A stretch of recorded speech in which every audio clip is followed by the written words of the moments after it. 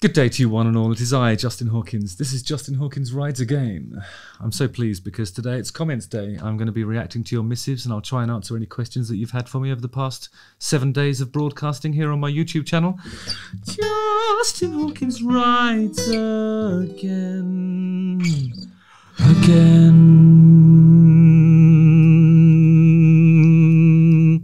Right, first of all, I have to say thank you to all the SuperThanks people.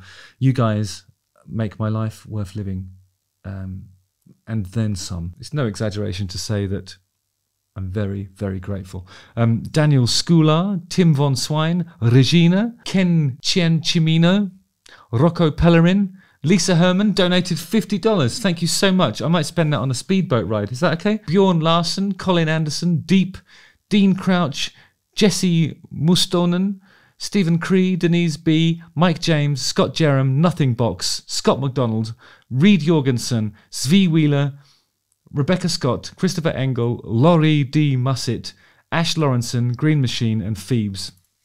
Nice one, guys. Double thumbs up to all of you. Really appreciate it. I'm going to take these off now so I can actually read them. Oh, it's attached to my hair. That's no good. All right. Boom.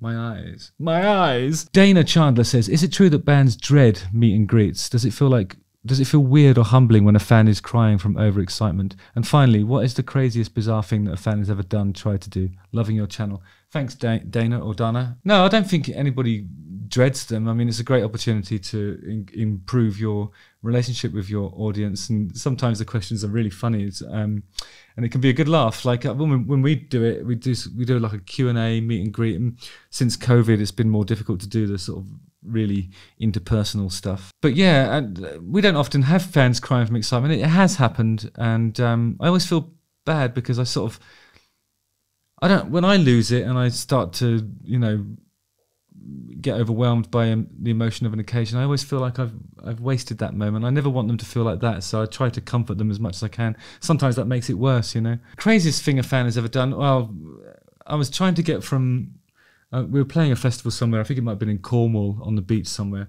Tried to get into a car to take me from the beach stage area to the backstage area, and somebody grabbed me by the neck and got me in a headlock and wouldn't let go. Just wouldn't let go. It was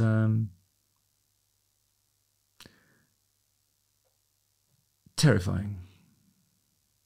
I thought they were going to pull my head off. Dean Crouch, this is a super thanks one. Cheers, mate. Love your work, Justin, and looking forward to seeing The Darkness at the Forum in October. I'd like to know if you had any feedback from Radiohead regarding your cover of Street Spirit. Did that cover influence your current YouTube channel intro? Interesting question. Street Spirit, of course, is this...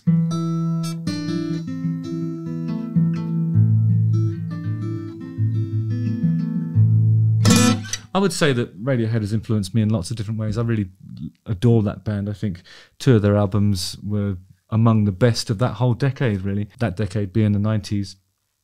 I wouldn't say there's a direct influence from that.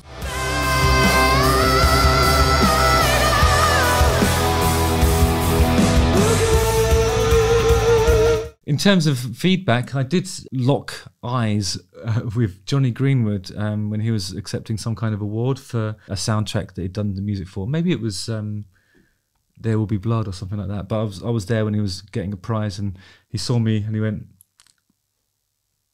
like this. So that was pretty cool. I took that to mean, we approve of your cover version. Rebecca Scott, a lovely super thanks one. Just wondered if there would be a person who you would like to collaborate with. I enjoy your videos because I'm a music nerd. Excellent, Rebecca. I'm a nerd of lots of different disciplines, mainly music, obviously. If I could collaborate with anybody, I'd love to work with somebody like Lewis Cole. I did an episode on him on one of his songs a little while ago, and I just thought he's a person that plays music that has such attention to detail. Little touches that on repeat listens, you'd really pick up these brilliant, just little bits that he does that nobody else would think to do. No one can fuck your shit, so in touch, that's the best. Send that girl a risky text. You're like making something that is essentially like electronic music. It can be a trance-like experience to listen to something over and over again, but he will always put something in there just to make it exciting for people like me who really overanalyze stuff and listen to things until until you know them inside out.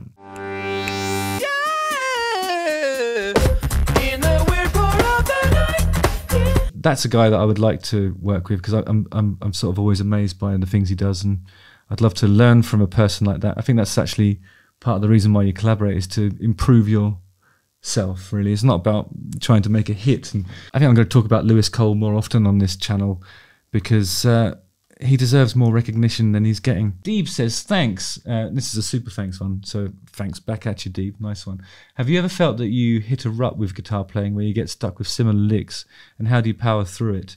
Cheers, loving the channel. That's a good question.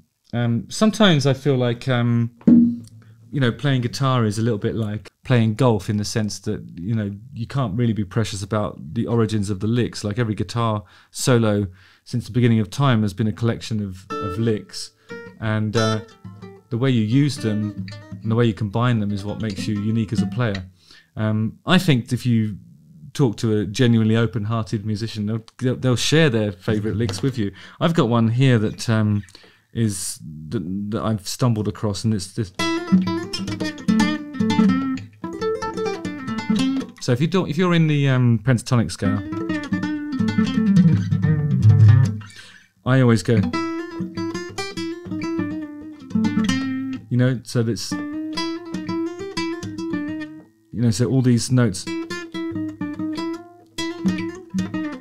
that sound like a little spider falling down a ladder.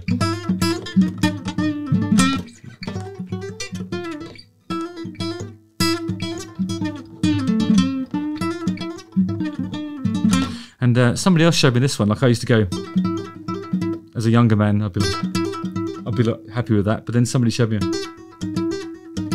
you know. So I think it's just a case of swapping licks with people, really. And there's always things to learn. You know, if you hear something that somebody else is doing and you want to add that to your arsenal, you just learn it. You just listen to it, figure out how it's done, and then you just do it. Leela, I got a question for you, love. You always say how rhymes are important. Which rhymes of your own are your favourite, and which you're not so proud about? I like anything that's a true rhyme. I'll admit that. I know it's not important to everybody, but I just get turned on by it. What's a good rhyme?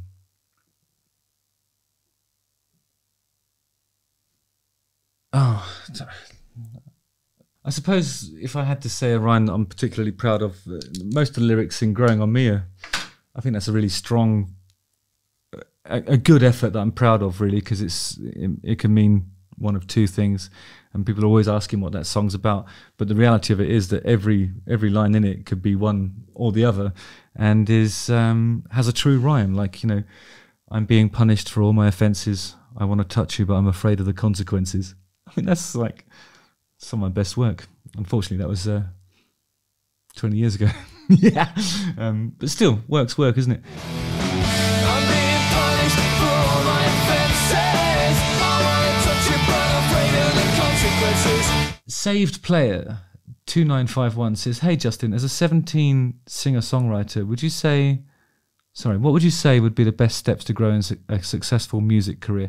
Okay, I think successful is an excellent word, really, because, you know, there's more than one way to measure success. If you want to be a songwriter and a singer that has like an artistically and creatively rewarding existence, there's nothing in the world that can stop you from doing that. You just need to put the time in and write the songs and have the fun and enjoy the life. When it comes to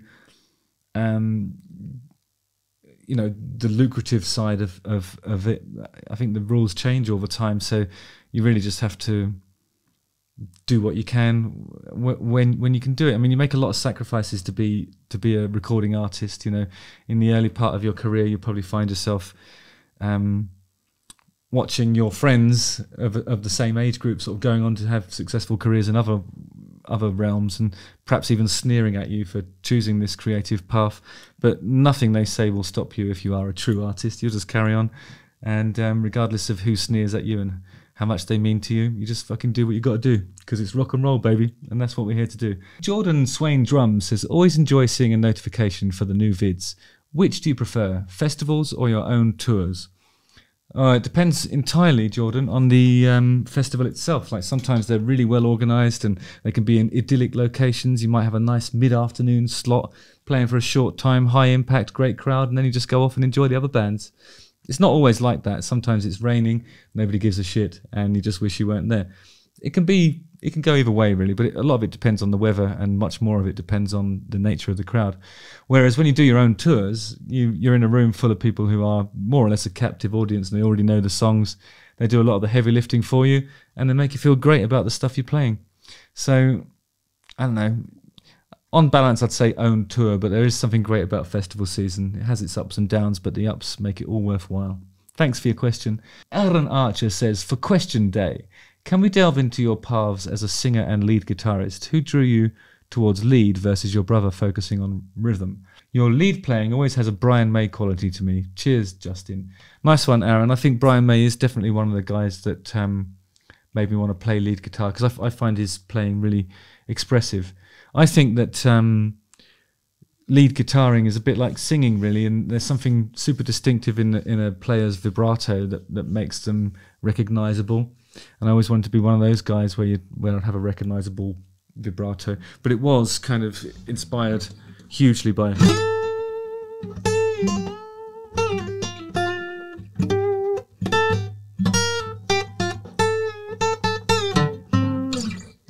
Yeah, I used to love playing along with Queen records. Just, you know, the soloing is so precise and it's so musical, and you've got to get it right, otherwise it just falls flat on its arse. I think there's a reason why you see guys who are in Queen tribute bands and they have those sort of, you know, the Guyton edition red special guitar that probably cost them £15,000, and at first you look at them and you think, well, why would you spend all that money just to pretend to be somebody else? And then when you realise that they're using it to play those songs in front of huge appreciative audiences who love the songs regardless of who's playing them, of course you're going to want to be Brian May. He's awesome, and it's like, yeah, he's a huge part of my the reason why I play the way I do, actually. But I think I've tried to combine a bit of Brian, a bit of Angus, and a bit of Eddie, really. Those are my three main go-to lead guitar influences. Michael Colombo says, for your next Q&A, Justin, do you have perfect pitch? I noticed that you'll start singing without a reference note and then be dead on with the guitar when you play it. Yeah, a lot of the time that's luck, Michael. Thanks for noticing that. I don't know whether I've got perfect pitch or not. I wouldn't be able to sing you a specific note if you asked me to. But, you know, I think because I don't read music, so if I hear a song, I'm just very used to trying to decipher how it's played and where your fingers would go, and I usually sort of relate that to where it would be on a guitar. I can sort of recognise the main chords, and if you play a note, I can probably find it on a guitar within less than a second. And that's my guitar playing informs my singing. I'm a guitarist first. And I'm just used to figuring stuff out by listening to it. So if I have got perfect pitch, it's just through practice, really. Thanks for your question. So yeah, thank you so much for all of your questions. Don't forget, keep on leaving remarks and comments like that, and I'll always try to react to them. And I really appreciate all of your support. It's been a brilliant week, and onwards, upwards, and I'll see you on the ice. Justin Hawkins rides again. Like, subscribe, hit the bell for notifications, and watch one of these two videos. I love you all. Indeed.